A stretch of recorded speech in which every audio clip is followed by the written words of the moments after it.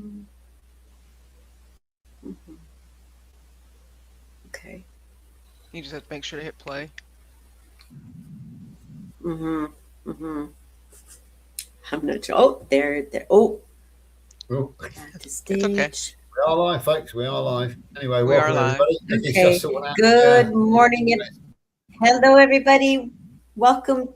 Welcome to Club Carnivore, and get your dancing shoes on, get your comfy clothes on. This is Miss Laughlap coming from Edmonton, Alberta, Canada, and here is what you all have been waiting for.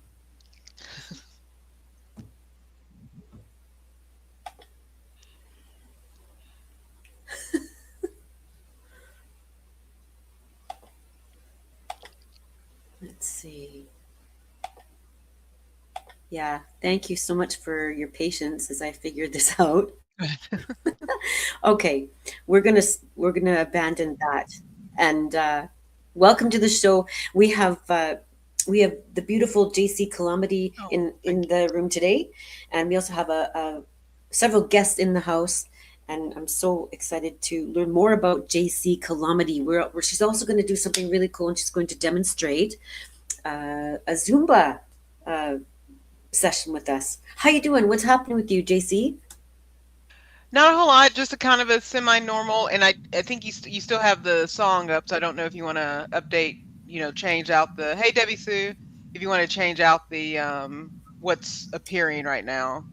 Yeah, So I think right now yeah. we have There we go. the There we go. yeah, and if you want to just move the song out of the way, There yeah, we go. perfect. Yeah, there you There we go, go. perfect, Thank you. perfection. Oh, no worries. So yeah, no, it's normal, kind of a normal Sunday for me. I did start leave from work, and so it's kind of a little bit more relaxed, but I still got things to do. So went shopping. The spouse he's about to well, he think he's already started put some meat on the pellet grill. So speaking of club, we're having our own club carnivore here at the house, but we usually do a big cook, when meats are on sale, we just kind of collect them, and then eventually there'll be a weekend that we cook everything, and we use that throughout the year. And so we did that, and then unfortunately, well, I shouldn't say unfortunately. I mean, weather is weather, but we are going to have a bit of a cold spell. It's going to get, I think, 26 Fahrenheit, and I think that's -3 degrees Celsius. And so that's tonight. Luckily, it's only going to be one night, but it's, I still sort of, I batten down the hatches, like make sure all the pipes are winterized, and make sure there's nothing hooked up to the, water hoses are unhooked and all the things, and that the chickens and stuff are pretty settled. So that's been my Sunday. So that's kind of what's been going on and everything. I didn't know if we want to say hi to our friends. Yes. Yeah. So I'm curious. What did you put in on the The grill, barbecue? we The grill. have we and I know there's people who are not eaters of pork, but we do have, I love ribs. Then we have a pork shoulder. Then we have turkey, and then I picked up some. Is it ribeye? Did I pick up some ribeye? We might put that on, or more than likely we'll do the ribeye on the cast iron. So that's kind of what we have on the agenda. And then I also got some shrimp while I was there. So we get we touch. I'm without lamb and goat at this point. So I probably should have said what we're not putting on the putting on. So, but yeah. But I'll post. I'll make sure to, because I took some pictures last night of the seasoning, and then I'll certainly post. What it, after everything's cooked and everything. So I'll make sure to post to my channel. Nice. Yeah. Well, I wish I was there. I could taste it. Is there? It's good. I'm not ashamed to say that I married for my spouse's cooking abilities. So, so I'm not ashamed to say that. So So he does the cooking then. we both enjoy cooking. I tend to let him deal with all the, between. I've been blessed throughout my life that either I or, my father amazing cook, brother, amazing cook, husband, amazing cook. I know how to season. My mother knows how to season. My mother can dress a deer like nobody's business. She's, I joke with her. It's like, what did you eat? Because, she's from, the Chicago area. And I'm like, how do you know how to dress a deer and other animals so well? What were you doing up there in the 60s in Chicago? But she's really good at it. So, but we're from the East Texas area, so hunting is a thing that we've done all our lives, and so we know how to, whether it's you know any food type. I've been surrounded by people or myself have learned how to cook well. So and we know what seasoning is, and we know what smoking, how to smoke things for a long period of time, what the importance of that, and then of course we know how seasoning works. So we don't it's very few occasions that we have sad food in the house, if that makes sense. Sad food. That's So funny. yeah. So it's been a good Sunday. Like I said, the sun is out, but it's a teaser because once you step out, it's cold. But it is a beautiful day sight wise. It's just a little toasty, but nothing a jacket can't cure. Hmm. And so, how's Mark, Owen, and Alex and Oh geez. Stephanie? Okay. All right, all the chickens. Oh, you gotten everyone's name down. You were good. So, the chickens are good. Just for those who are new, I have, I'll say I have 27 of age birds, and so mature birds, laying hens. I have 24 hens that are layers right now, and then three roosters that were born in April, so they are vibrant and viral at the same time. And so they are good. Mark did not attack me. Oh, Mark attacked me last night. So you're not going to see it. Well, he didn't attack me. It's somewhat my fault, but he Mark did peck attacked me. you? Well, he Oh pecked my me. goodness. He pecked me. So, the alpha order is Owen. He's that beautiful one that everyone saw on my page. So there's Owen, and then there's Mark. He's probably second in command. And then there's Alex. Alex is who I called my reluctant rooster. So if you're new to my channel, you did not get to go through the journey of me trying to determine what Alex was, because when he was growing up, he had very hen-like tendencies, but then he eventually sort of decided, he was a rooster. So he was kind of the last one to kind of decide, hey, I'm a rooster. Hey, world. And so that's the order of dominance. And it's called a pecking order for a reason, because there is a lot of pecking involved for hens and for the rooster. And so Mark sometimes gets he tries to chase Alex out of the hen house, if you will. And so I decided the best way, and some of my homesteaders are on here, and they can let me know, they can let the chat know how best they handle their fun roosters, is what I'll call them. But what is recommended when you have a rooster that is just, I don't want to call it, because they are not I have been around aggressive roosters. The I would not call them these aggressive roosters. They just have personalities. You pick them up and you give them a hug. Like, that's the best way to handle a chicken, is to pick them up and you give them a hug. So I decided to pick Mark up last night and give him a hug, and then he turned around and then he pecked my he pecked my hand. But I still love him. I still love him. But Mark is good. Mark is Mark. And then Alex, like I said, they're all beautiful. And then Stephanie is getting her feathers back. Chickens go through a molting season. Usually it doesn't have to be the fall, winter, but typically it's going to be, as we leave September through December, you get chickens go into a molting period where they're basically it's mainly the hens. Roosters, I think, can do it, but it's mainly my hens. My roosters are, again, they were just born in April, so they wouldn't, usually it's the second year that most of them go through a molt, chickens. And so, they basically, they lose their feathers. It can be intense. You can literally walk outside and then see a chicken, and it's like, should you be at the grocery store? Or should you be in my chicken? Because you will walk out and just see a bare skinned hen. It's very sad. It's very Oh, it looks awful. a And you just little have to love. alarming. Yeah, you just have to love on them a little bit extra. Oh no, they're like Mark for the chicken. Oh, we're gonna do chicken and dumpling. If I ever go there, it's gonna be chicken and dumpling. You gotta honor with a wonderful meal. But um, so uh, so yeah, they go through this molting period where they're just they end they're not laying eggs during this time, and because all that they're preserving all their nutrition, all that protein, all the they're have to rebuild their feathers, and so you just give them an extra protein. Protein's important for everyone, right?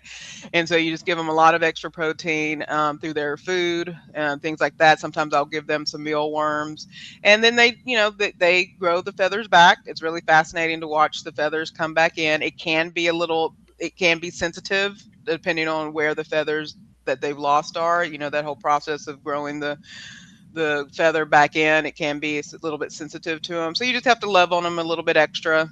Tell them they're beautiful, even though they look ready for the ready for the plate, but you do have to just give them extra love during this time. But yeah, they're doing good. The 4 babies that were born they were born between November 12th and the 11th through the 13th. They are at 4 weeks now, heading into week 5, and they're definitely showing themselves. I'm pretty confident I have a rooster in that bunch, as much as I needed them all to be hens.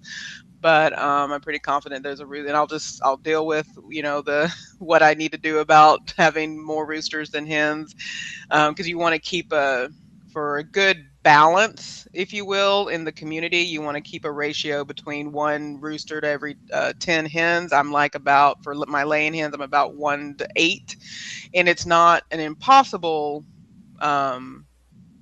society, but it can get a bit intense. Again, I'll let y'all can, well, yeah, you can Google rooster habits safely, I believe. Just, use the right words, use the, poultry, put poultry in front of it.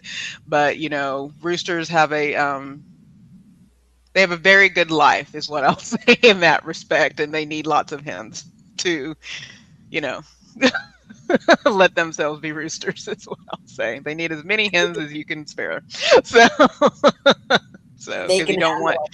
yeah, you don't want any one hen over, and they do have their favorites, but you don't want them to, overburden the hens, is what I'll say. So, Because they so can do yeah, that.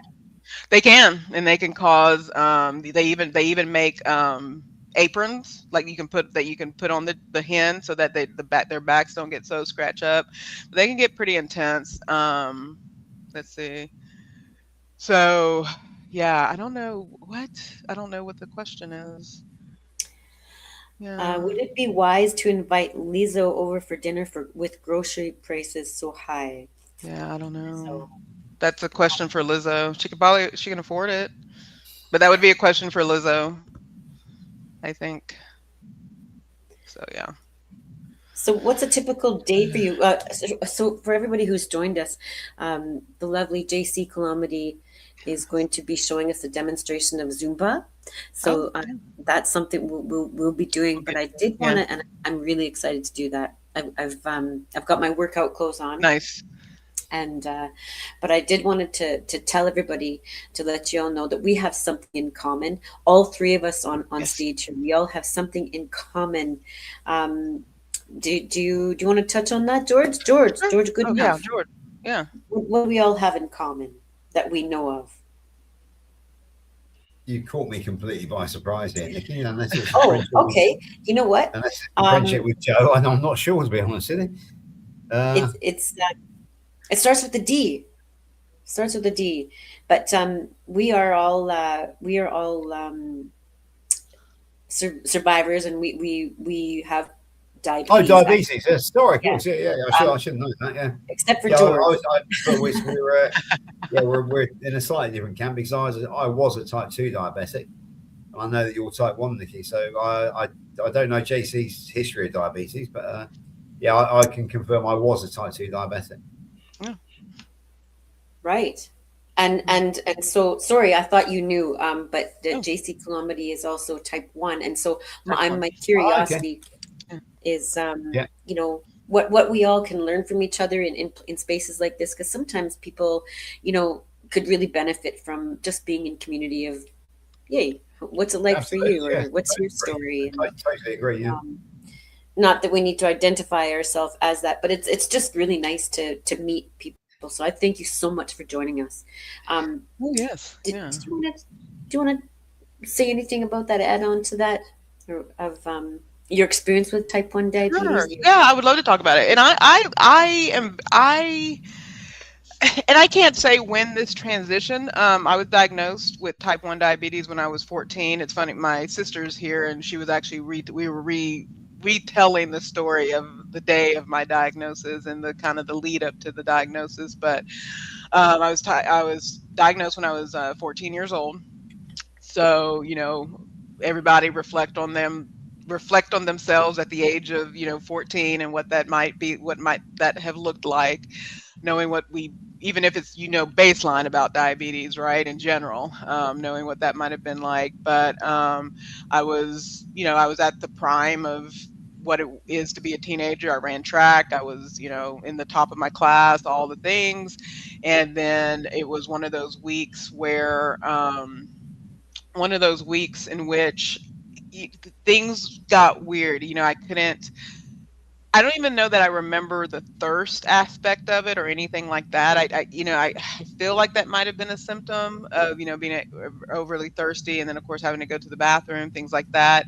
The symptom that I remember the most is that there were times I couldn't hold myself up, like my leg, like I remember like my calves and legs would get stiff, and I just couldn't really move. And then my two of my locker mates. So, in America, for those of you who are not in the US, we have lockers in the school. And so I had, my buddies, and I went to a very small school. And so the people I went to kindergarten with were the same people I graduated high school with. So, pretty, these are people I would have known all my life. Right.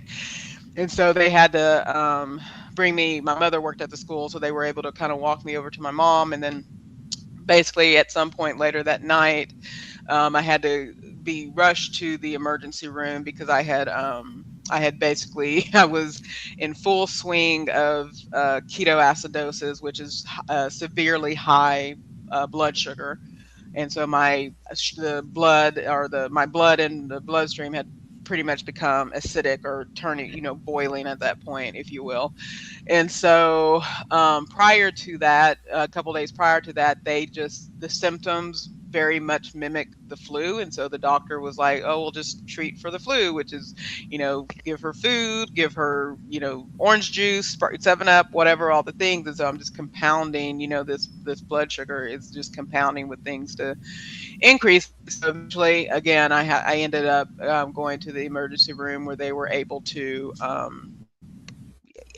I don't know if I can't say, and I never really asked if I was ever truly in, like, whether it was a chemically induced coma or whatever the case may be, or just the state of my body. But 4 days later, I was finally sort of aware of the world, talking with the doctors, doing all the things, and I would soon discover that, by the time I had gotten to the ER, my blood sugar, or my blood glucose, I need to be better about saying blood glucose and not sugar. My blood glucose reading was 1300. I mean, it was, normal blood sugar is, 70 to the 180. That's the in range, right? The of normal. So well above that. God bless all the people involved. I won't give there are funny moments in this story that have been retold to me. And if we all meet up in heaven, I will ask for it to be replayed, because I would love to see it from, an observer's perspective, and not want everyone to have been the one to experience it. But my family has told me of the funny moments that led up to me going to the ER and then eventually recovering. So yeah, so at the age of 14, I get a diagnosis that I'm type 1 diabetic. Before I leave the hospital, I have to test and make sure that I can give myself insulin, things like that. And you practice on an orange. And then I'll kind of speed us up. I get through high school, get through college. I will say that I call myself, especially now that I'm in my 40s, I call myself a very blessed type 1 diabetic, because I didn't always manage this well. Either whether it was not eating the right foods. And again, it's not so much right or wrong, but maybe, not eating foods that were, um, where the diabetes could be managed well is not something I paid attention to. The physical activity was not something I was paying attention to. Eventually, that type 1 turned into where I did have resistance, and there was weight gain and things of that nature that had happened. And so, there were times where I would have the beginnings of microvascular complications. So microvascular, think of things like in the eye, you know, the oh gosh, signs of like the retinopathy and things of that nature. But anytime I would get that sort of, oh, we need to watch this eye, I would make sure that I got my blood sugars, and I would kind of make sure that I was checking my blood glucose, and then I would reduce those symptoms.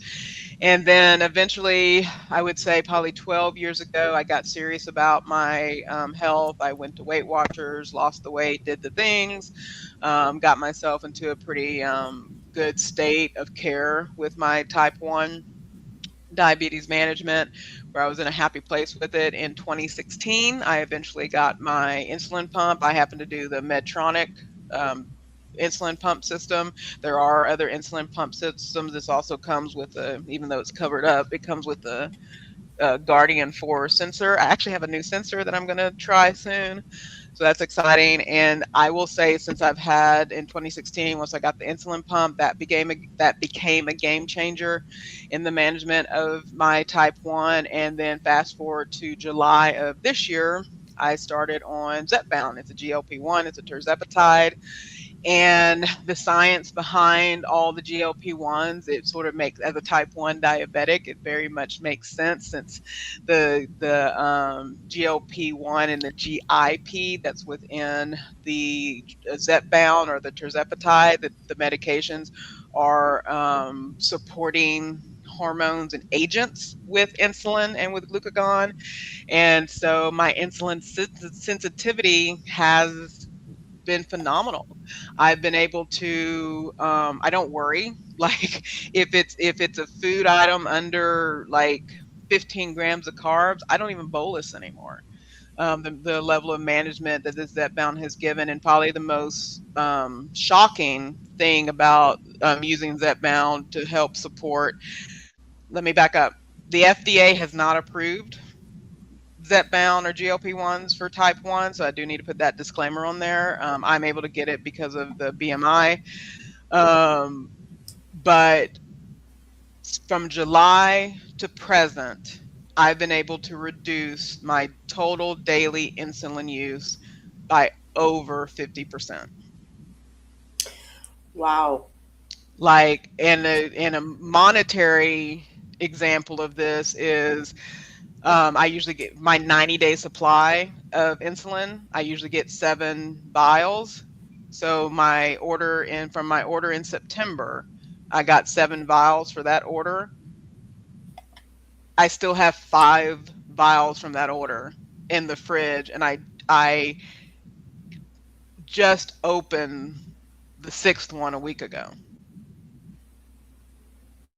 Wow. So how do you feel? Yeah.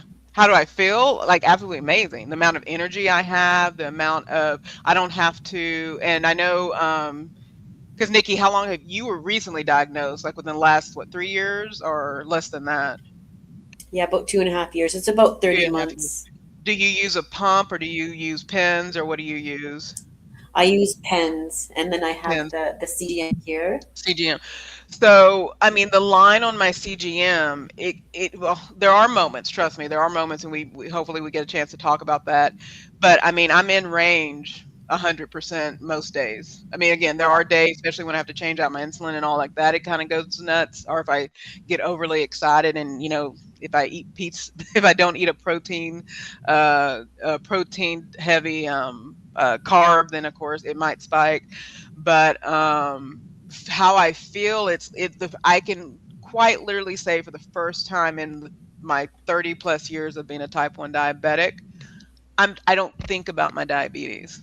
I don't think about it anymore. I know it's there, but I don't think about it. I don't have to do a temporary bolus, or sorry, a temporary basal rate when I work out like before. And I've shared this with other people. And I'll try to go through this one really quick. But before, my how I would get to a workout in the morning, I would have to first, wake up, test my blood sugar, see where it was at. If it was in the 130s or 140s, I'd be fine.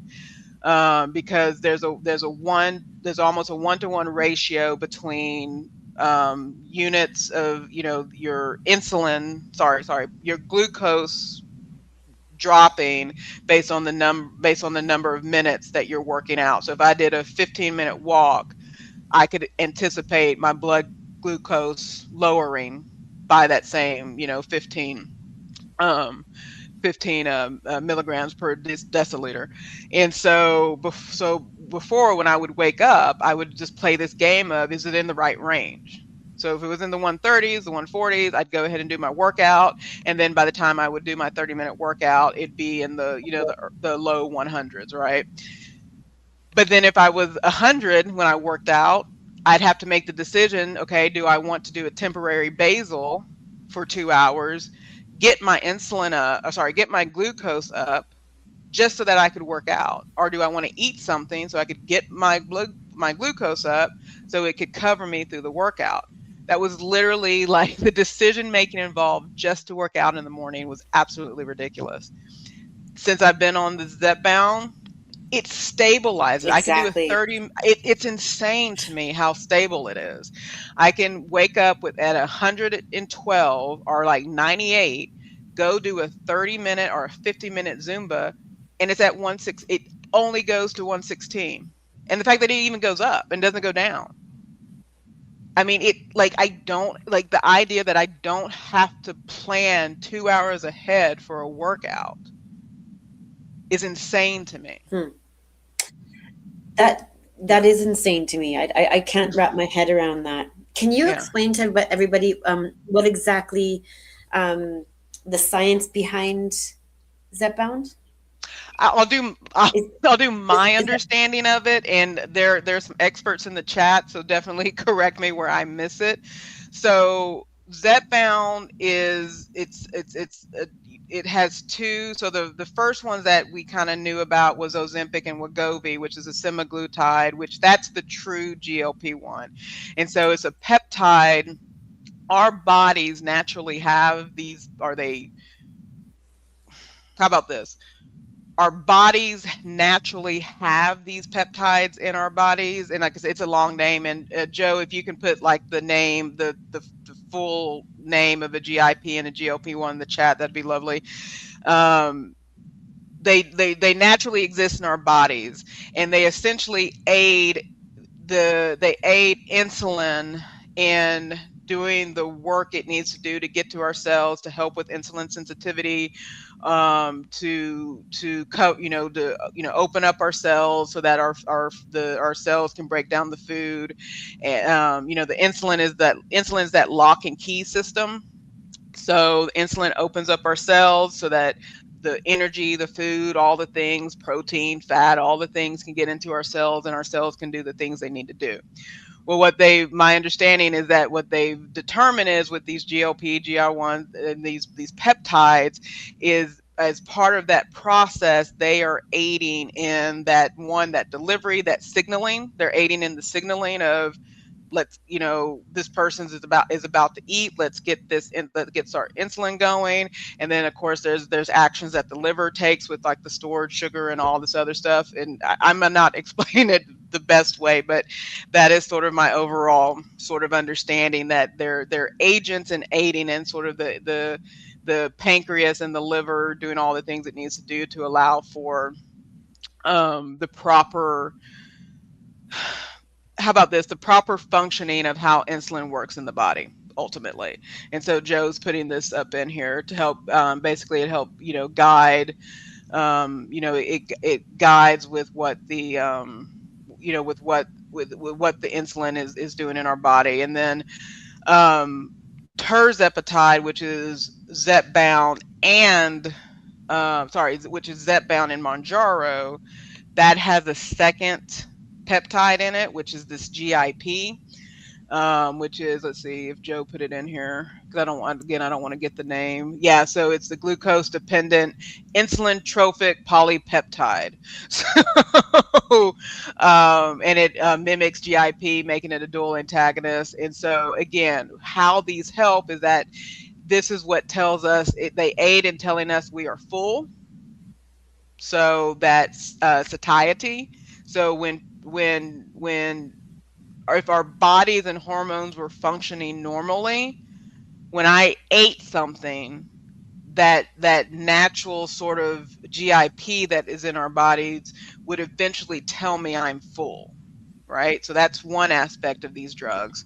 The other aspect of this is that it allows us to the appetite part of this, so the suppression, the quieting of the food noise, things of that nature. Because before taking this drug, I would eat dinner, or I would eat breakfast, or I would eat lunch, and I would be satisfied with that meal, right? But then literally, as sometimes even as I'm finishing that dinner, right, I'm thinking about the next snack or the next meal. I'm not even hungry. I'm not even finished with the meal in front of me. And I'm like, oh, I'm going to have popcorn an hour from now just because I want popcorn. You know what I mean? And it's not that I'm hungry for the popcorn. It's not that I need the popcorn. It's just this constant, it's just that not feeling satisfied or full. And so you're already thinking about your next meal while you're literally in the middle of your current meal. Right. And so what these GLP-1s help with is that feeling of satisfaction, and then also just really understanding that food is fuel. Like I'm not always thinking about food. I'm not always um this idea of hunger all the time. Like it's hard to say, because if you've never had that feeling of where you're always hungry, unless you've had like a hard work day or you just haven't eaten all day, right? Then that's an understandable feeling of hunger. But for those of us who have had to sort of get that feeling of hunger quieted, it's just this constant need to wonder where your next meal is coming from, for no other reason than that you want the food. Whether it's satisfying, filling you or not, you just want to be eating all the time. So, yeah. But And do it's you things that find are that naturally. Oh, go ahead. Go ahead. I don't know about you, but I know for myself, I know always had I've had a history of just food addiction, right? And food things. But but the type 1 diabetes has compounded my and I really work towards it, but I'm always thinking about food. Like it's like when is the next food going to come, or how is that going to affect me? Like I've explained it to people, like it's Right. having 4 toddlers having type 1 diabetes. Right. 4 toddlers. Can you relate to that? Yeah, I mean, you can't, because insulin is, or diabetes, or being a type 1, and having to, especially having to deal with lows or having to deal with highs, because, and well, let's just talk about lows for a second, right? Like a hypoglycemia, so low blood glucose, you turn into a raging monster in the middle of a low. Um, I know the times that I have a low, your body is just telling you to fix it, fix it, fix it. So even though you're supposed to do the, what is it, the 15, 15 and 15 rule, so 15 grams of some sort of sugar, not carb like a piece of bread, unless that's the only thing around, but you need that instant sugar or instant glucose, right? And so the goal is that you're supposed to, get some intake of sugar, wait 15 minutes, test again. So that's what your logical mind says, right? That's what your logical Can you mind repeat tells you that, that you're please? supposed to do. Yeah, Can you so repeat it's that, like, please? yes, yes. So 15, kind of 15 and 15. So get something with 15 or more. You can do 15 to 20, but you want at minimum 15 grams of some sort of like instant sugar. So like honey, If you have, I don't have any with me. I wish I usually have samples to show people, but I do the glucose tabs or the glucose gel or the glucose. They have a glucose shot now, which is kind of fun. But those things will sort of, get your sugar up quick and fast. If you have hard candy, orange juice, if anybody remembers Still Magnolias when they had to get Shelby her orange juice because she was a brittle type 1 diabetic, which is a whole different type of diabetic. But you need instant sugar Brittle. quickly. Yeah, brittle diet. But those are the ones that they can't. Their blood. It's hard to control their blood sugar. Yeah, they're type 1s, but it's like a more severe version of a type 1. So ideally that's what you do to treat a low. You wait, you take that 15 grams of sugar. Hopefully it's the fastest version of a sugar breakdown that you're taking, and then wait 15 minutes to test to see if you've elevated. That again is what you're supposed to do, right? But I know for my experience, when I get a low blood sugar, I become a ravenous creature of give me sugar now. So my go-to, like what my brain or what my body wants is I want Raisin Bran, which is probably the worst cereal on the planet. It's tastes good, but it's like so full of sugar. But that's almost I don't want to use right or wrong, but it's not the best choice because yes, while it might deal with the increase that you need immediately, you're going to pay for it 2 hours later when your blood glucose then shoots up. Then you go on the roller coaster. So this is what you were talking about, the toddler business, right? So if you don't do the patience of low blood glucose, then you're shooting up the other direction. You're getting a high. So your whole day becomes low, high. Then you have to treat the high.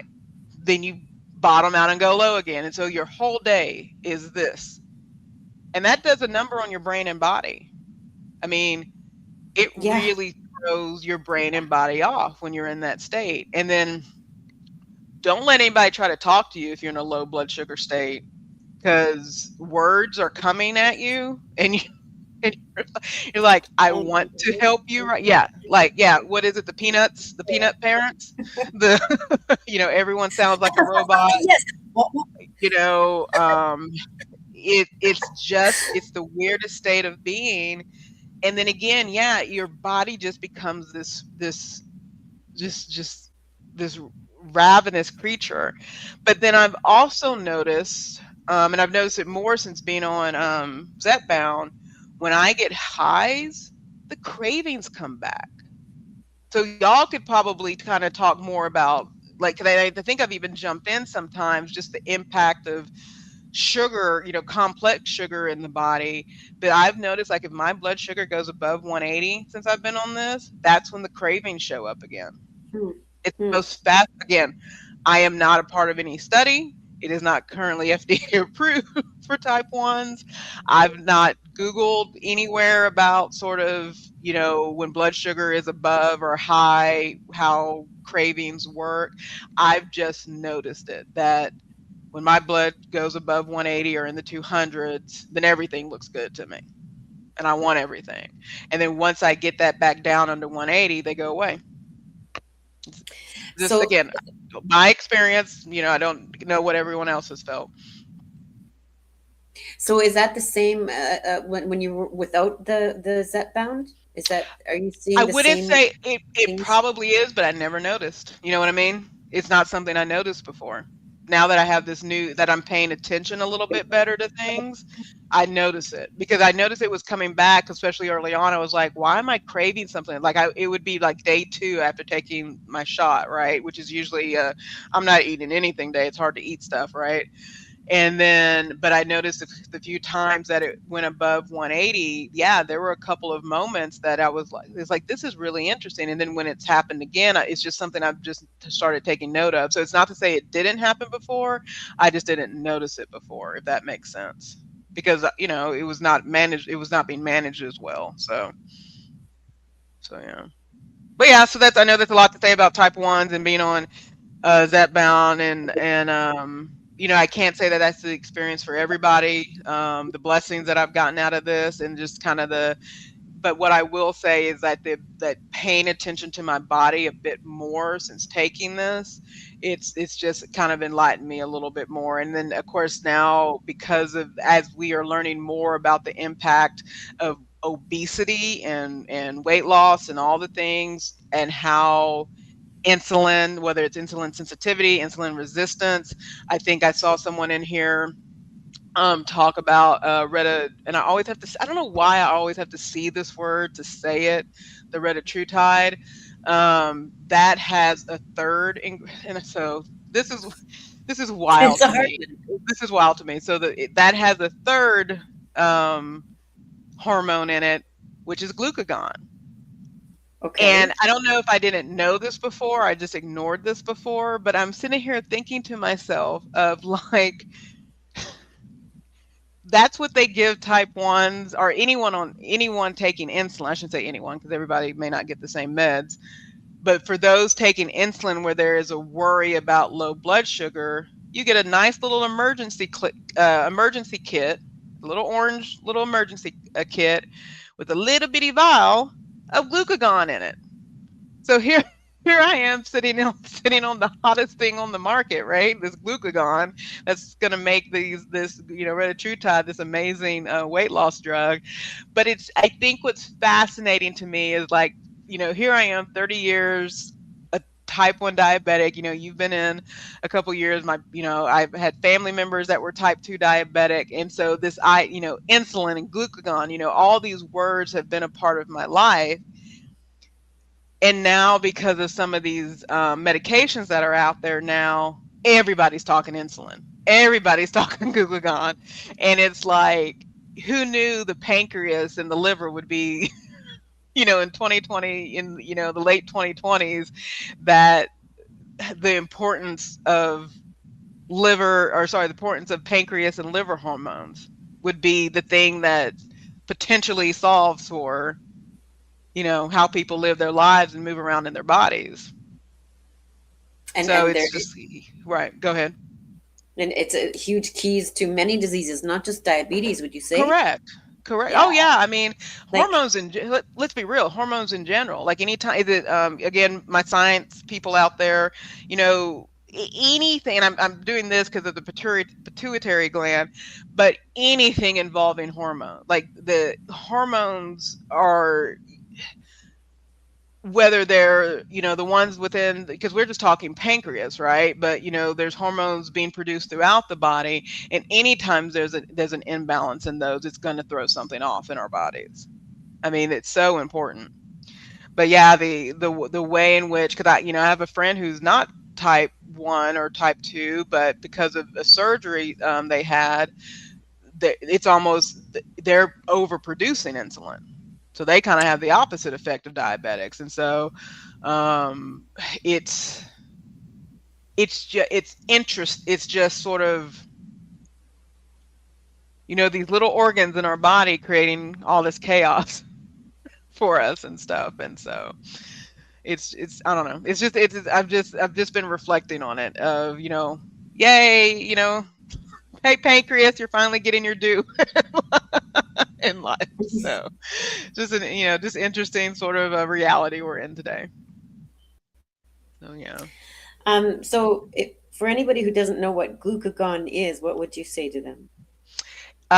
It's so the easiest way to explain glucagon, and I'm gonna do this just so that I can I kind of want to explain where it comes from, and I'll give you all the background, because it'll help make sense of sort of insulin as well.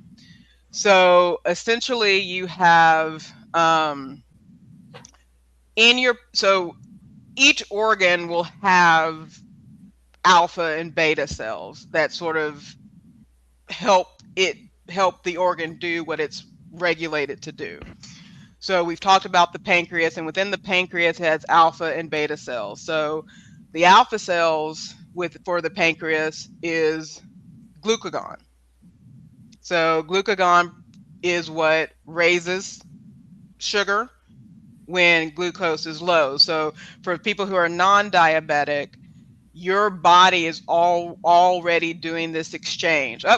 Like let's say it's a day that um, you're doing a lot of heavy work either outside or at your job, or it's an intense day and you haven't eaten, you haven't sustained yourself, whatever the case may be. You start feeling that lightheadedness, things of that nature. Well, if it's low, because it could be low blood pressure, but if it's low glucose, then your body will naturally release that glucagon to raise your blood Blood sugar. glucose up. Right. And Right. then the beta cells of the pancreas is insulin. And so for type 1s, whether, it's considered autoimmune, but something in our lives, and also I will say insulin dependent, because you can end up being insulin dependent because of the pancreas has to be removed due to injury, cancer, or something happened to the pancreas, damage, the steroid induced diabetes. Because of overuse of steroids, it can kill the pancreas or can kill the beta cells, so it doesn't produce insulin. So there could be different reasons why your pancreas is no longer producing insulin. For type 1, especially those young, something happens, and there is some science out there that some of this could be before birth. It just shows up whenever it shows up. Like you have kind of like a time clock, if you will, for when the beta cells stop working. It could be something, again, you're born with, and then there's just a clock on those beta cells. But ultimately, the beta cells stop producing. Something attacks them that they stop producing insulin. So, of course, insulin is what is used to lower blood glucose. And so for non-diabetics, or those without resistance, though these things are happening already naturally. Like something like when the moment your stomach sort of tells your brain it wants to eat, or the time of day, it's around that time of day that you typically eat and sustain yourself, your brain will sort of tell everything, let's get to work, let's get that insulin and glucose exchange happening.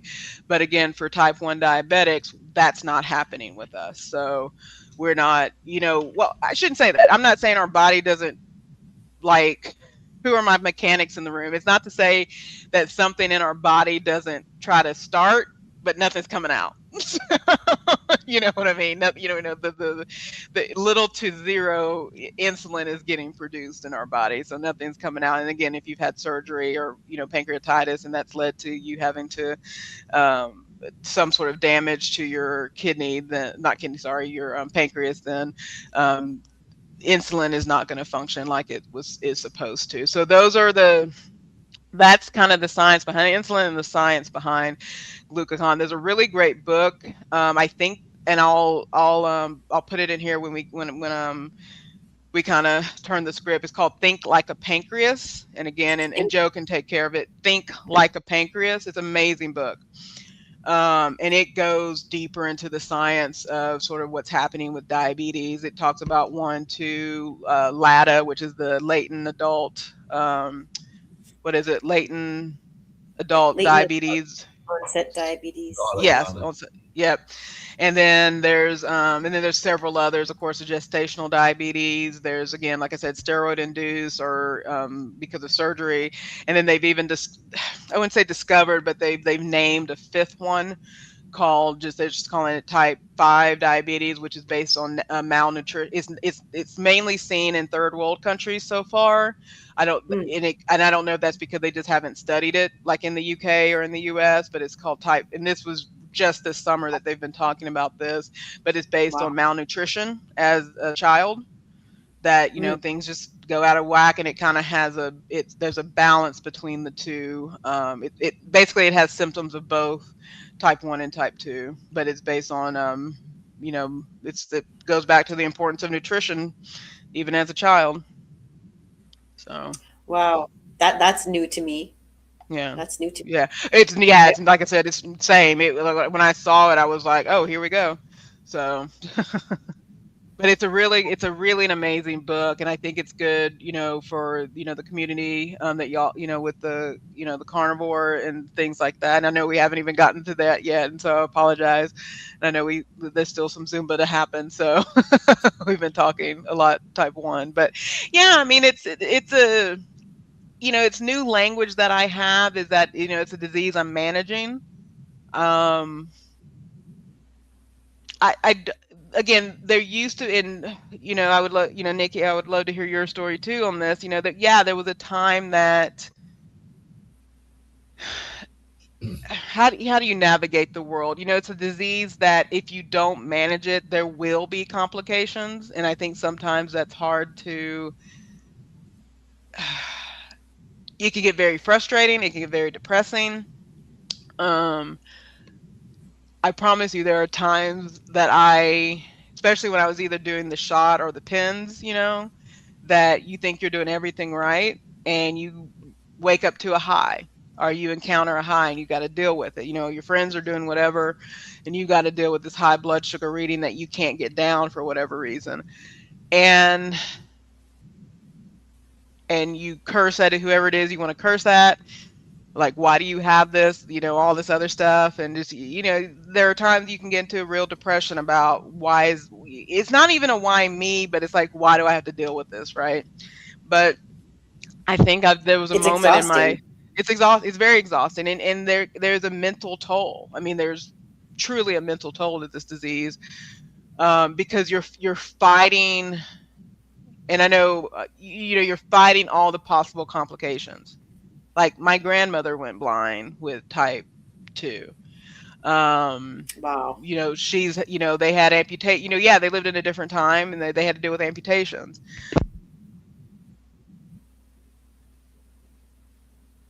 Now I can't hear you.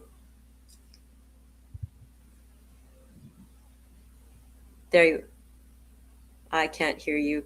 Can you hear George? Can everybody hear each other? Okay, you can hear me, but you can't hear her. I can hear you, Nikki, but I can't hear JC. Yeah. Okay, I can't. So maybe you hit mute or something, JC. Okay, so thank you everybody for joining. We're talking about type 1 diabetes. One of the topics that I'm obsessed about, because I have type 1 diabetes, just a baby diabetic, just about 30 months into it, so I know nothing. So I'm so grateful to be around somebody such as JC, because she's so knowledgeable. So thank you so much. And of course, George is a former type 2. So if you don't realize that type 2 is reversible, it's possible. It may not be for everybody, because there's definitely technique involved. I think you're back now, JC. Oh, no. No. But so there's definitely technique, both in type 2 and type 1. And I've just been talking in chat there, Nikki. I've had a spectacular success story myself, and I have had one very spectacular success story when a guy reached out to me for coaching. He didn't want to go full carnivore, so we worked out a whole food keto regime, including tomatoes and a few low carb veg, and he actually came out of very dangerously high diabetes, massively dangerously high diabetes, into pre-diabetes within 3 months, and then in 3 months' time after that, he was completely out of diabetes, and he just could not believe it, and nor could his doctors, to be perfectly honest. So type 2 is absolutely curable, I would say. It's not just possible to put it in remission. My nurse now tells me that after 3 perfect blood tests, she now considers me cured, and I don't, at the age of 60, I don't even have to go back for any of my annual blood tests anymore, because they don't consider me at risk. I'm no longer type 2 diabetic. I'm no longer on their danger list at the age of 60. Like I said earlier, I now actually weigh the same as I did on my 18th birthday. So I've lost 120 pounds, and I have very low HbA1c, very low triglycerides. I lost 10 inches off my waist. And all of this was against the advice of the doctors, who told me to take metformin and statins, and I threw away the prescriptions. So I don't have a lot of time for our wonderful doctors, I'm afraid. But I do have time for our nurses, because it was a nurse who advised me to cut down the carbohydrates, not a doctor. So anyway, that's my very brief story. Hopefully JC is back now. Can you test your mic, Jane? I think so. Testing. there we go. Hey. Yay! And then So I we have lost a question. Nikki's picture for some reason. I don't know why I lost. I see George, but I don't. But that's okay. Y'all can hear me though. Okay, we can hear you. That's okay. We don't need to see me. We can see and hear you. I'm happy with that. Amazing. What was I going to say? Oh, I'm sorry. We have a question here. Let's see. So to George and JC, question. So QQ from Simpson Johns 8777 says, I of course have heard of DM1 and 2, but not DM5. What do they consider type 3 and 4? Okay, I So- know type 3, but I don't know about 4. Yeah, Yeah. just a quick word on Simpson. She is Cynthia. I do know Cynthia, so Cynthia is her actual name. So yeah, hi Cynthia. Thanks for the question. And JC, do you want to go? Sure. Yeah, sure. What they're linking it to, so type in both of these terms are kind of unofficial, which I think it's funny that they call it unofficial, but then it's still being used. But 3 is for the impact, the sort of the appearance or the impact of diabetes on cognitive, so like dementia, Alzheimer's, things like that. And then type 4 is they're just indicating like age related. They're saying insulin resistance that is linked to the aging process, not necessarily weight. That there could be some insulin resistance that happens as we get older, even though that you may not have a weight issue. So. Yeah, there is another one which I've heard for 3 is definitely the Alzheimer's, but I've heard 4 referred to under the PCOS, polycystic ovarian syndrome as well. Right. Well, and that one, so I know PCOS in and of itself has 4 different stages and then or 4 different types, and then one of those can be linked to PCOS. And so, again, but I think all of these are unofficial until whomever decides to actually give them. They are. They're not. Yeah. No doctor would acknowledge them, but they are creeping in. And the ladder, which you referred to earlier, latent adult diabetes, whatever. I think we have a person in our community called Paul Salvatierra. Okay. And he calls it 1.5 diabetes. That's correct. Yeah, that's 1.5. Yes. Mm-hmm. It's interesting. So, that's it's a strange subject. I think I when I talk about myself being a diabetic or former diabetic type 2, I feel like a bit of a fraud because type 2 diabetes doesn't really exist. It's reversible. It's self-inflicted, not deliberately, but it's basically it's because we were educated completely wrong, and we didn't know better. I mean, it's a bit like stabbing yourself with a knife because you don't know that knives are sharp. So that when you're eating all these carbohydrates, you are injuring yourself without even realizing it. And I think I mean, I would agree in that. I think there's so the self-induced part. I think for me that I think there's a stage can be set, right? There can be circumstances that are internal and circumstances because you can have 2 people eating the same way. One develops type 2 and one doesn't, right? So it becomes sort of, for me, it all comes down there. There's still very much the, I see bodies as just giant, and I say this with love, giant petri dishes. We're just chemicals and DNA and all the things, and there are inputs and outputs as a result of that, right? And so, yes, 100%, depending on sort of what's already in there and then what inputs you put into that, but there's going to be a chemical, there's going to be a reaction, right? Something your body is going to react based on what sort of your structure is. And so I think how I have to do this without getting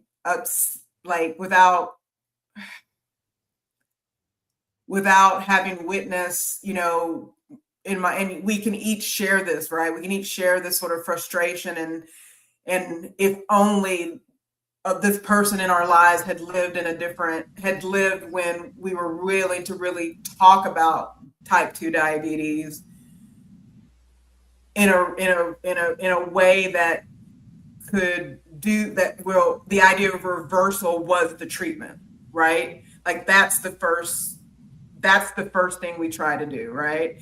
And I know that has changed over time, But I can also understand the very sort of reality of a disease. And I can only talk about, I'll talk about the US and I'll talk about, bring it just down to Texas, right? In that, you tell any middle-aged person they've got to change their entire life, or else, either the or else has to be very real. The why, absolutely, yeah. The why, that why has to be very real, and it also has to be in a way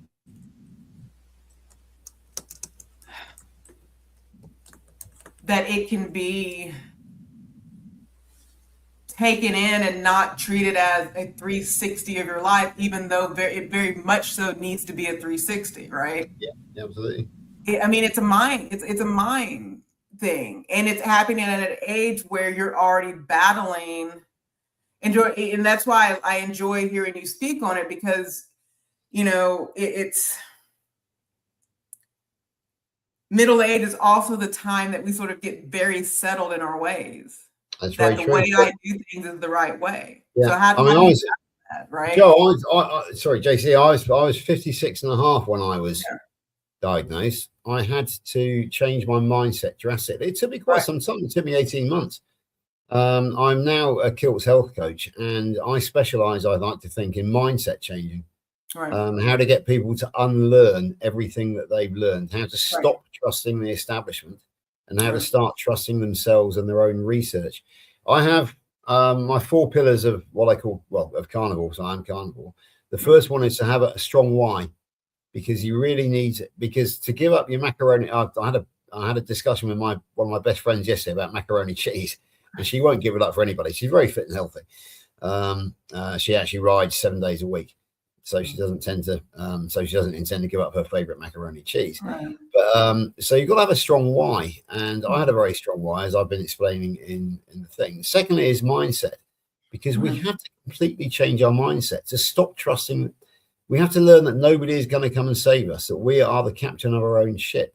Right. We have to think as 180 degrees away from what we've been taught.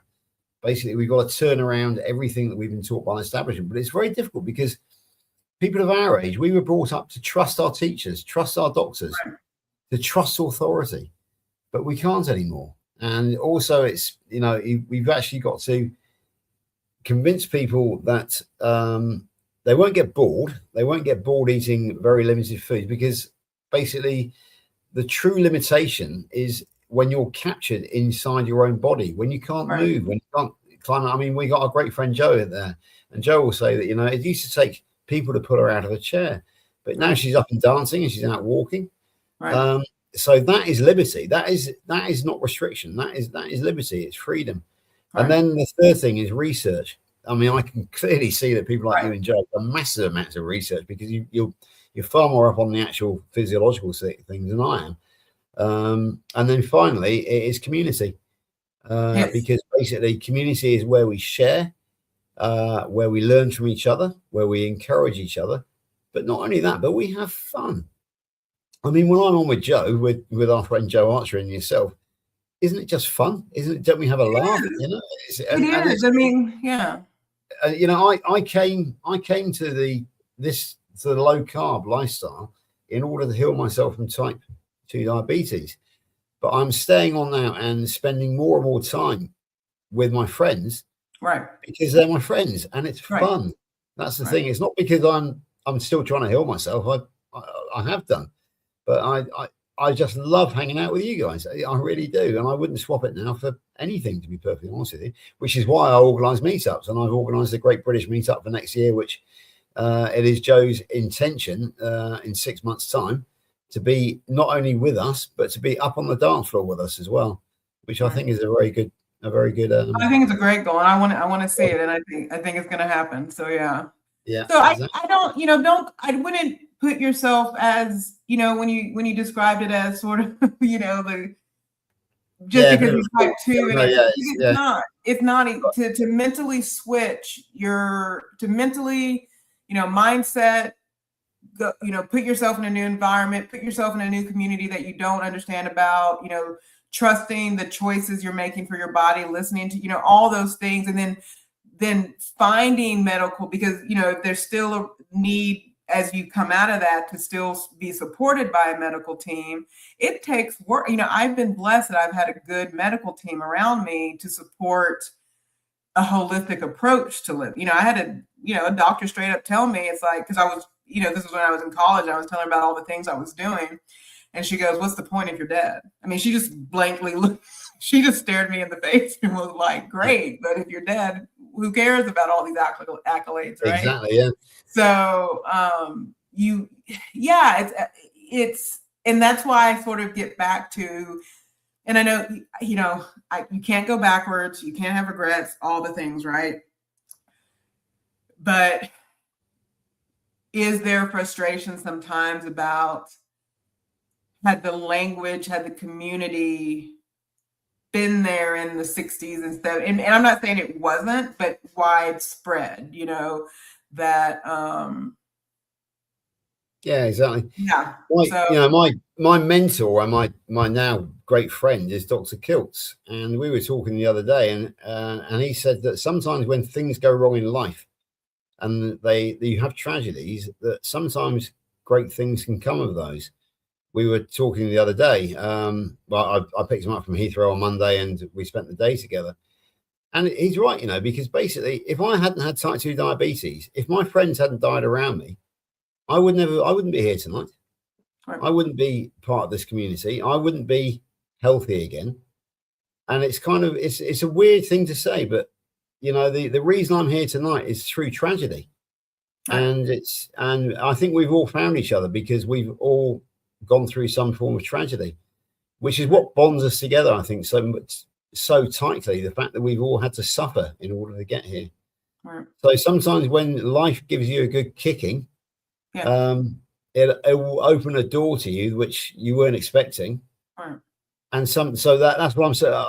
The point, I'm not being happy that we come through tragedy, but what I am saying is that sometimes when you are hopeless, when life appears to have nothing for you, that is the time when the doors can open for you. And Yeah. I think, as I was saying earlier in the chat, I wake up with a gratitude attitude every morning now, because 100%. You have to. So many of my friends will never see another sunrise because they've died. So my wife Lainey gets really annoyed with me with this, because the first song I listen to every morning is "Morning Has Broken" by Cat Stevens. Oh, wow. It's how I show gratitude to the new morning. And we've just got a wonderful lady called Barbara from Grandma's Crochet Corner, who has just launched herself into the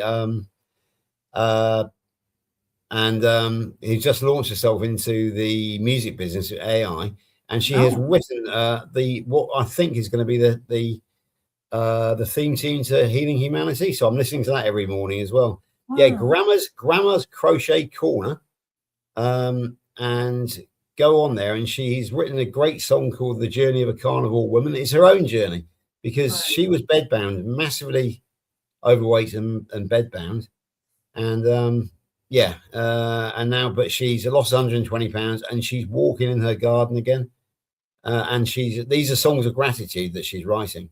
And I listen to these a lot as well, because it's so important. And and I don't necessarily play a song. I have the same, I kind of have the same thought every morning. I say to myself, if the good Lord has chosen for me to be up and see the sun, then there's a purpose I have in that day. Now, granted, that purpose may be all I do is lay in bed with my cat, or the purpose is I go out there and force Mark the rooster to love me. That could be the simple purpose I have in that day, but there's a purpose, right? There's a blessing to be had, but will tragedy, it's that whole out of pressure comes a diamond, right? Even though diamond is not the most precious jewel on the planet, but that's the phrase we use, right?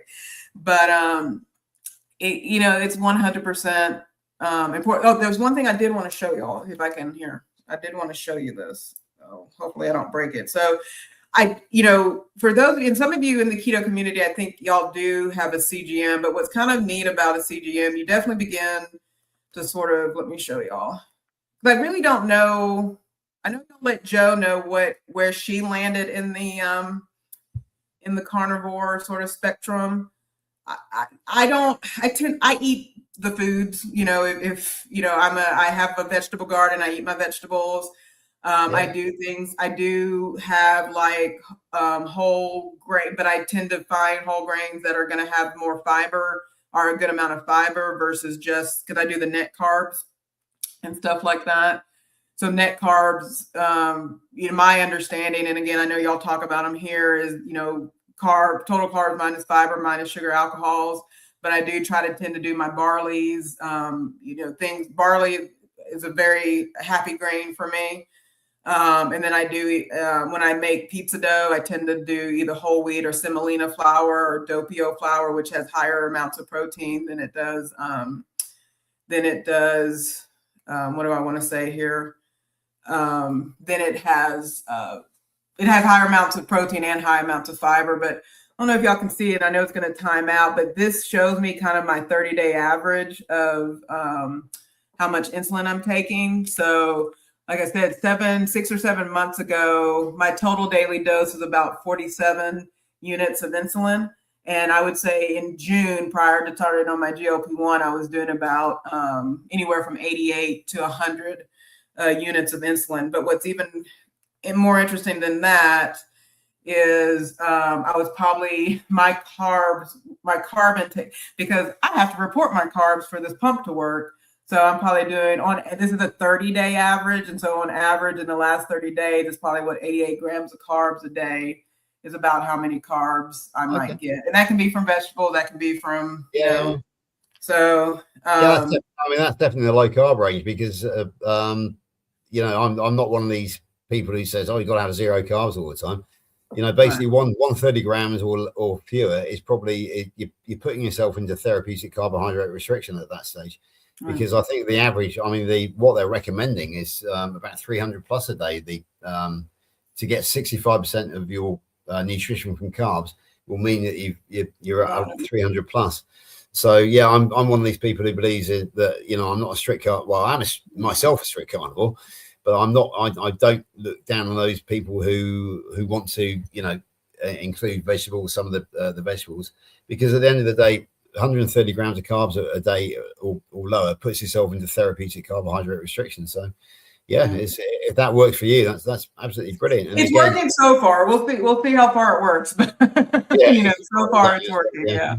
We'll see. And like I said, that's an average, so some days look different than others and everything, but yeah, I tend, like I said, I have the vegetable garden that we get a lot of things from, and we do the potatoes, we do, greens, we do a lot of greens and corn, stuff like that, or sugar snap peas. I love my sugar snap peas and beans and things. And so, and then we do, I do fruit. We buy a lot of fruit, which is good. So, but I do have to watch out. I do have to be careful, I had some grapes the other day, and I did a bolus for them, and it showed up. I do have to watch. Yeah, exactly. Yeah, my friend who taught me about the ketogenic diet, he was a worker on a building site, and he said that his mother was really struggling with her blood sugar because she loved grapes. So she swapped out grapes for cherry tomatoes, and immediately her blood sugar. But she's still got they're about the same size, and pretty much the same effect, but she immediately managed to sort out her blood sugar by swapping out grapes for cherry tomatoes. So yeah, these are the lessons that we learn, really, aren't they? That's the thing. Right. So I didn't know, because I know Nikki said this is usually, I didn't want to make sure time. Did y'all still want to do a Zumba? Like, did y'all really want to do I'm going to have to jump off before too long, so I've got to get up very early tomorrow morning. But I'm just wondering where Nikki is, because we need to end the show, really. Exactly. I'm not in a position. I can try to get a message to her to come back in. I don't know if anyone's gotten a message to her. Well, why did she leave? Well, I don't know that she's actually, because someone's still highlighting the chat. So unless that's Nikki's actually back. I think she's going to be back. Here she is. I see something circling. Yeah, exactly. I think she probably just left us to it. I think what I'm going to have to do is go and jump off. If Nikki comes back, then you can go into the Zumba. Into the Zumba place. Yeah, let me see if I can try to message her real quick. Because I saw something circling, but Nikki, are you there? No. Can you hear me? Can you hear me? Nikki is here, but she's not Yeah, we can hear you, Nikki. Oh, so look, that's me on the left. I've put wonder why it's myself not on showing up. stage and there's no video. But anyway, so you can hear me. That's great. So I can be a ghost that's doing Zumba. That would be great. You know, I'm there. I've actually reached the time of the evening now, Nikki, where I've actually got to go and to get ready for work tomorrow morning. So I've got to be up very early. It's in a few hours' time. So I'm going to say good night. It's been a great pleasure working alongside you tonight, Calam. And well, we will, I'm sure, meet again in the future, in the not too distant future. So anyway, good night, everybody. And I probably will. I'll try and check out the Zumba on the record. So you're good. We can chat more on time. I would love to deep dive even further and then have all my notes for diabetes, because I think I gave you all the what can I recall in a moment discussion about diabetes, and y'all are well more deserving of a deeper discussion. So lovely. Okay. Anyway, good night, everybody, and I'll see you all next time. Bye bye. Thank you, George. So let me see. Okay. So there's me on the left. Hey, see? Can you see? We still can't. We can hear you. So as long as we can hear you, you can be a good. I don't know, because Joe suggested try logging off and come back in, but you don't have to do that if everybody's. So it's up to you. I think it's great to see you doing Zumba. That's great. My fear is if I end this stream, like she said, apparently she checked in with thank you so much. Yeah, it can. So let me. I'll do. Really? Yeah, let me find a fun little video. I'll just do kind of like a fun one that I do, and then. Okay, teacher. We can do that. I'll try to do cues. I'll do my best to do some cues here. Well, we can do this again sometime. So I'll just put you, this is so funny. I think it's kind of comical. There's me on the left. I'm accidentally ghosting you all. I don't know why my video isn't showing up. Yeah, it's so interesting that it's like. It is. Like, it is what it is. It's okay. So let me do a little dance. Okay, so I'll do kind of I don't want to do the Christmas one. I'll do a normal one. So Zumba is just all about having a good time. You know, there are steps, which I don't know that, think salsa, think, and I'm moving away. Hopefully y'all can still hear me. Think salsa, think, I don't even know what I'm trying to say here. And then I'll have to play my own music, or maybe not play music at all. Y'all just have to kind of work with me, because I don't want you to get a copyright strike. But Zumba is really just about, moving your hips, pretending to do salsa, and, just having a good time. So I will take you through some moves. We won't do a long one. Okay. And then I'll put some music on, because it is better when you can have. What's that? So Joe says, will you move back towards the door so we can see your body movements? Excellent. I am. Once I want to get the music going, and then right. I'll try to I'm trying to kind of find the right spot. We'll do like a few minutes. We won't be here forever. Okay, Simpson John says, I'm ready to be Zumbaing. Yes, get your Zumba hits going and let's go. I'm with you vicariously. I'm ghosting you by accident. I'm sorry. No worries. I don't know how to get my you just that's never happened before. Yeah, you're good. If there's one thing we know about YouTube is technology can sometimes not be our friend. So yeah, it happens. It can keeps y'all us on our hear toes. this music? No. Let's see. Pump it up. Can y'all hear? Can y'all hear that? Yeah. Okay. Yeah, maybe a little bit louder. Okay, hold a little on. bit louder now. A little bit louder now. This music is by, she's in my chat, The Boss Way. This music is by her. That's her music? Really? Yep, The Boss made Way. this for me. Oh, wow. Nice. Okay, here we go. I think I'd like to talk to her. Oh. So just kind of start moving your hips. Get your hips grooving. So we just kind of do, you start off slow. I can't see my feet. You know, kind of do some, move your hips. I'm going to do this a couple of times. Okay. I'm going to do, get the salsa in. Just step out. Just a simple step.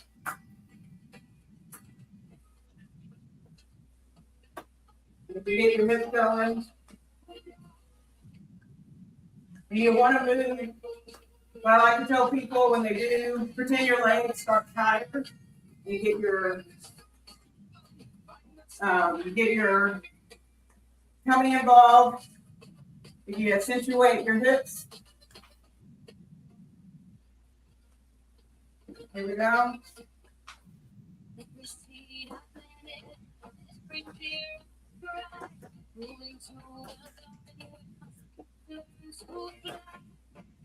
There's a fun move. You just move across the room. Do little steps.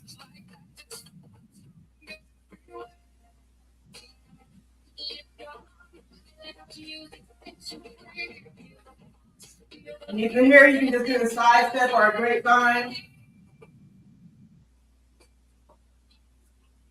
Just move your hips. You just step it in front. Side step. Side step.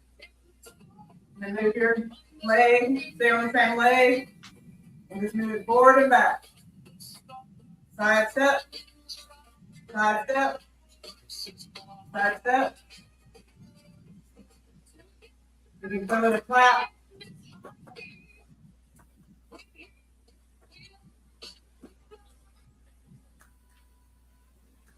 Okay.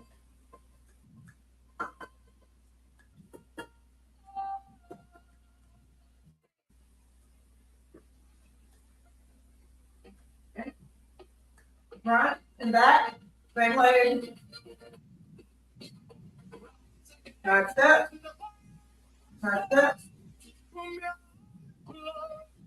Next other leg, front and back. Side step. Side step. And here, just move your legs, just do a little quick steps to the left and right. And then just move your hips. Front and back. So nothing too crazy. Side step. Side step. Side step. There we go. There's a little bit of Zumba. That was wonderful. Get your energy going. Yeah, that was wonderful. Thank you. It feels good. Oh, of course. So how long have you been doing Zumba?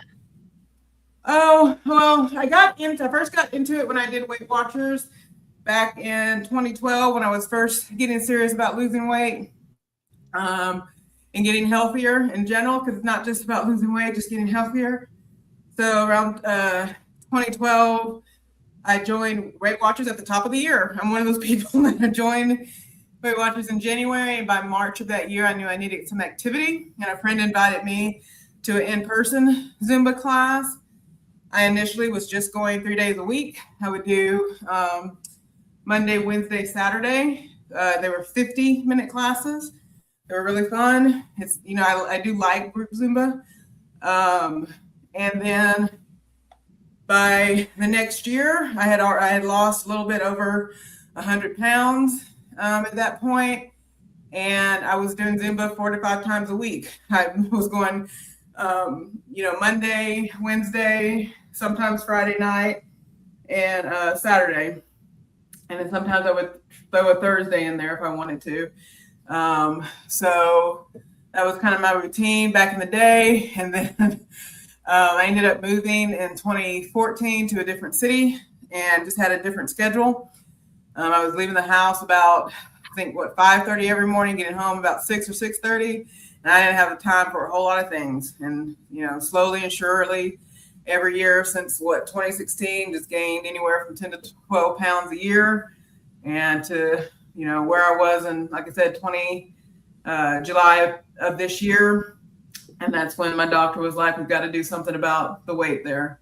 And so that's when I ended up getting on. I was very reluctant to take a GLP-1. I was first offered to take Trulicity in August of 2022, and I was just said no every time. The next year, my endocrinologist asked me in August of 22, and I said no. My primary asked me about a year later in 23. I said no.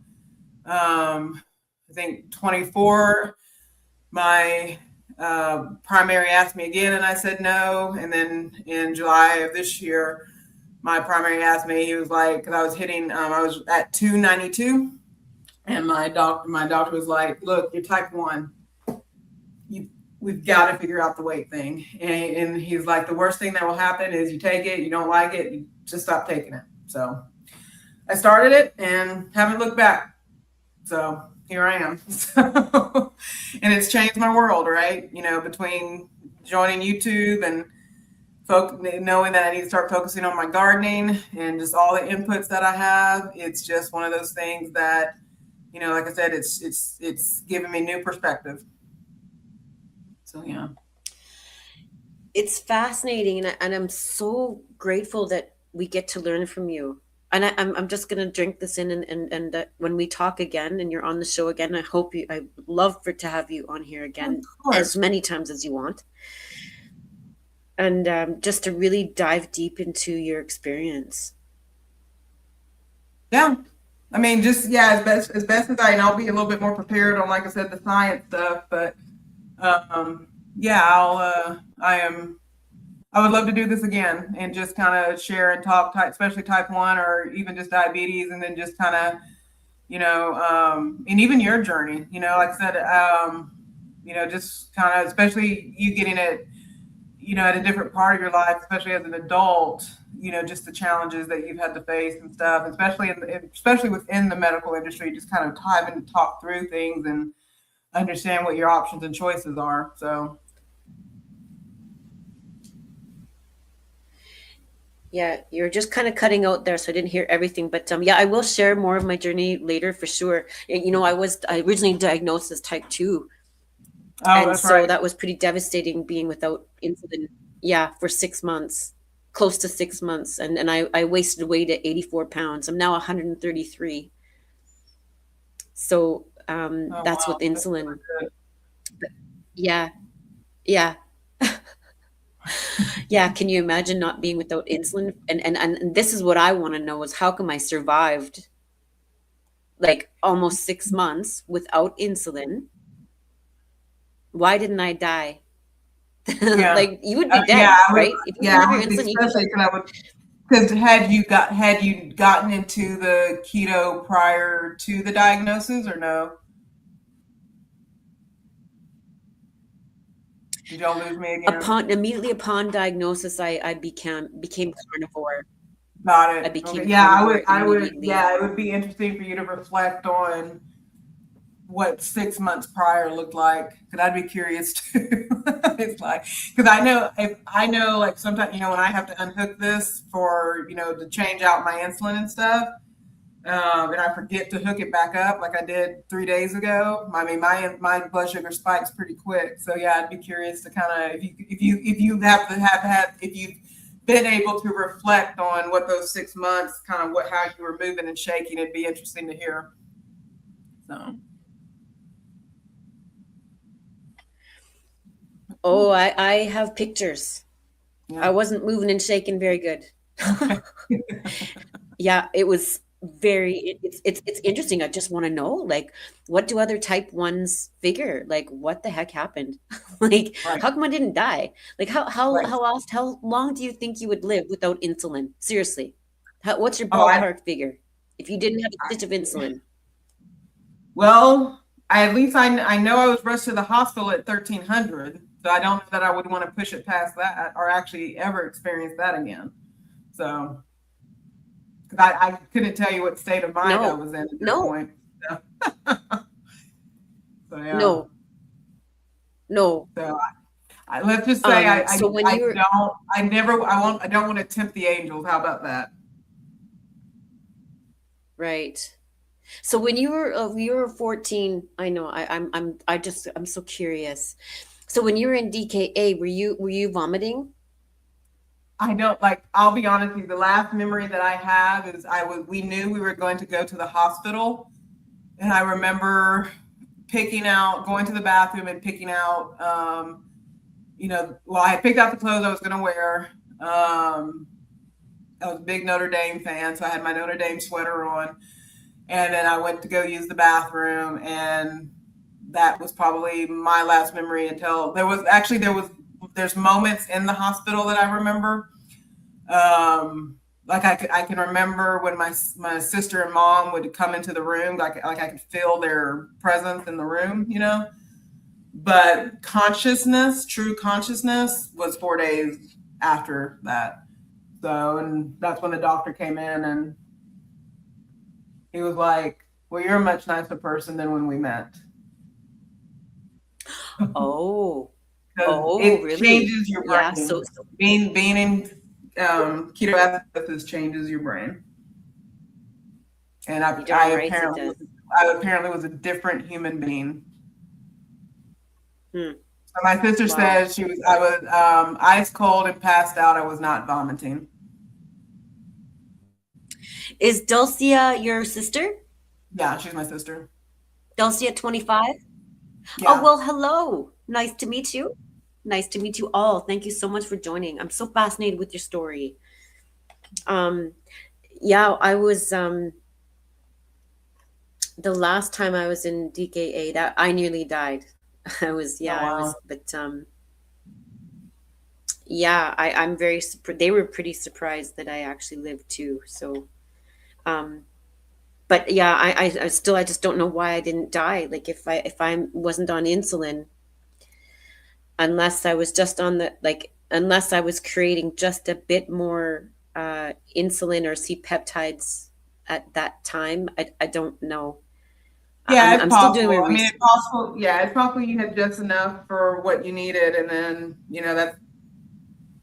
that's all. I mean, that's probably the biggest reality. You had what you needed, and the way I look at it is, she was a drunken sailor. The way to look at it is,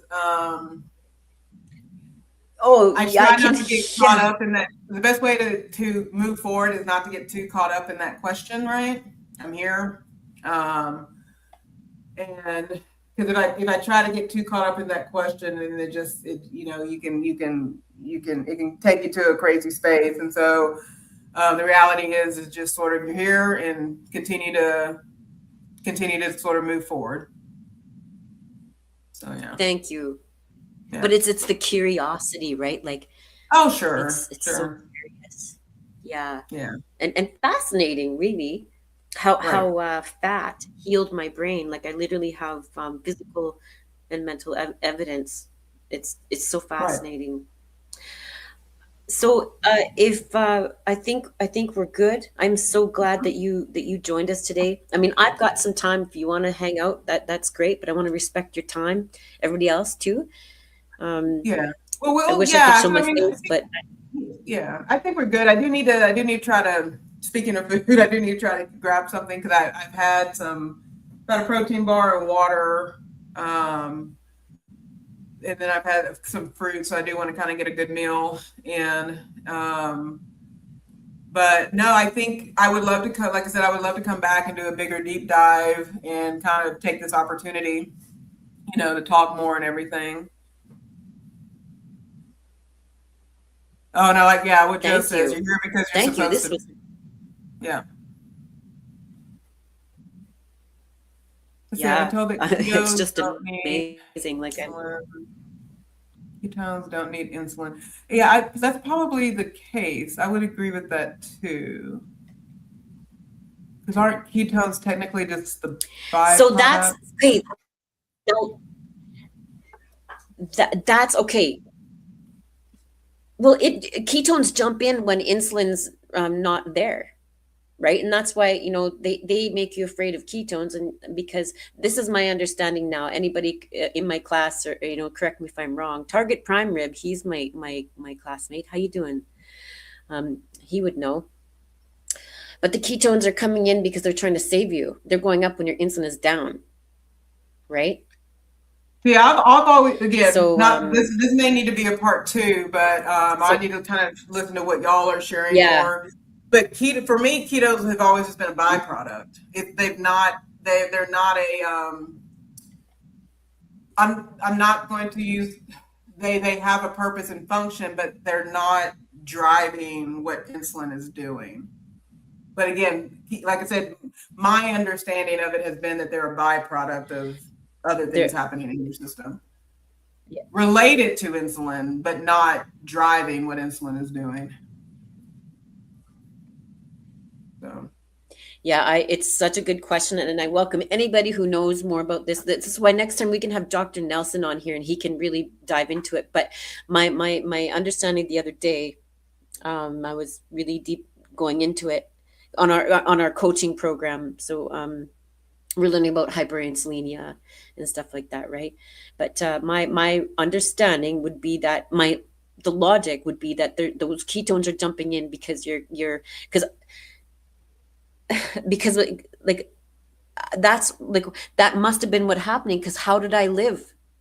I was hauled into the hospital puking. Well, I was in a coma. I had lost consciousness. I was found half naked by my friend because I was so hot. I do remember being so hot, and I was just puking. I could not stop puking, and I did not have any insulin. I was protesting my insulin. And unfortunately, that nearly killed me. But I was also I was protesting, and I was doing an experiment. But experiment gone very wrong. And I was in denial, right? It was my first year of diabetes, and I was in denial. Like, really, does this, what if I don't take this? And so I learned the hard way.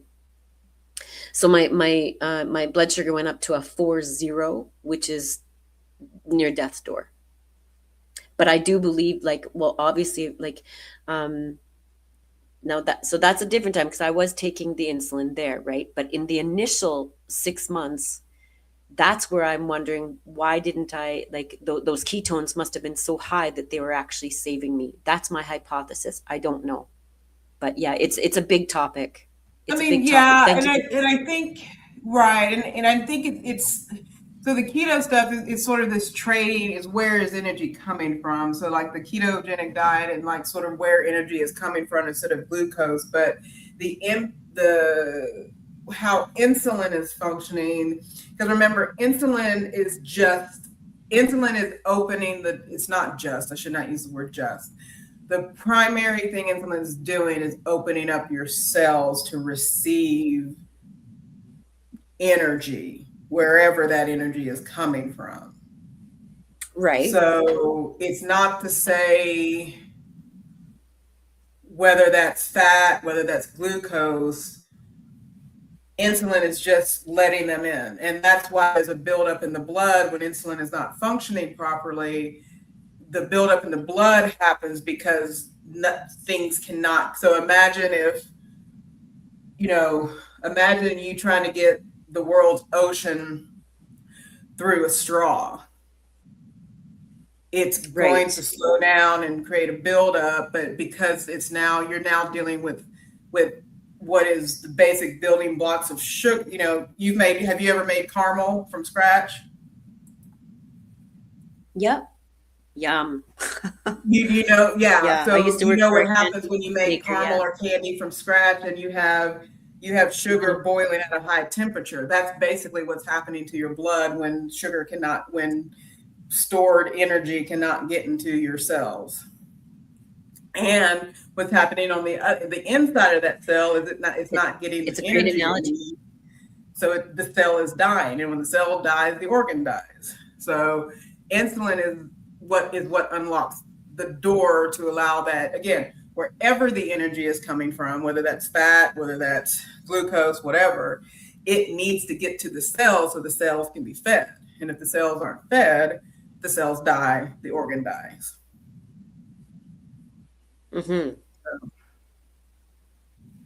So that's been my understanding of the process. Not to say that it's limited, not to say it's the only understanding, but that, again, in my experience, so there's ketogenic, and then there's ketones, and how ketones are a byproduct of something. So it's a little bit different than sort of the ketogenic sort of theory of using fat for energy instead of glucose. But again, I'm not the expert on ketogenics. Yeah, me neither. I appreciate the discussion. I'm the expert of this here. Yeah. And that is where it stops. And that's only based on experience, not a scientific study. So right. You're your own N equals 1. That's what we all say. Correct. Correct. Your N equals 1. Yeah. So I want to thank you for your time. Is there anything else you want to add before we jump off here? I want to thank the audience, whether you came in from my stream or from the Carnivore Club stream. I just want to thank you for listening to me. Thank you for listening to me ramble. Hopefully I stayed on track for the most part. And it's been fun. And, if you're interested to learn more, my channel has been displaying. Feel free to come over. And again, just thank you for the invite, Nikki. I know, I think you were in one of our behind the scenes when I found out you were a type 1, and we're few and far between in the YouTube street. So I think I may have expressed my joy a little bit too extremely to discover another type 1 that's focused on a health journey. So it's been an absolute pleasure getting to know you. And like I said, getting to know this community. And of course, I got to thank Joe and Hardreen as my moderators for, bringing this connection together. So I appreciate each and every one of you. Thank you so much. Likewise. Thank you, Joe. And thank you everybody who stepped into the show today for adding your energy and your vibe. Remember to feel free to let us know where we can like and subscribe to your channel as well. So pop in your link there. And remember, we're here every Sunday at 3 p.m. Eastern Standard Time. Normally we go an hour, but you know what? I'm into going for a little bit longer too. Today we went an extra long time, but that's okay because it was just feeling so good, right? Like I didn't want to quit. Yeah. No, this is good. I do have to check on the chickens though. We're about to enter that winter, so I've got to make sure again, it's one night in low temperatures. I don't know why I'm being dramatic. So, but I do need to make sure. I'm really overly dramatic. It's all for Mark. Yeah. So, but yeah, I just got to check on things. But no, this has been an absolute pleasure, and I appreciate you again having been on the show and everything. I appreciate you. Thank you so much. We'll see you all next Sunday. And remember to say hi to kiss and a hug to Mark, Stephanie, Alex, and Owen, and all the other lovely chickens, because I just love chickens. I love them. Thank you for bringing this smile to my face. We'll see you all next time.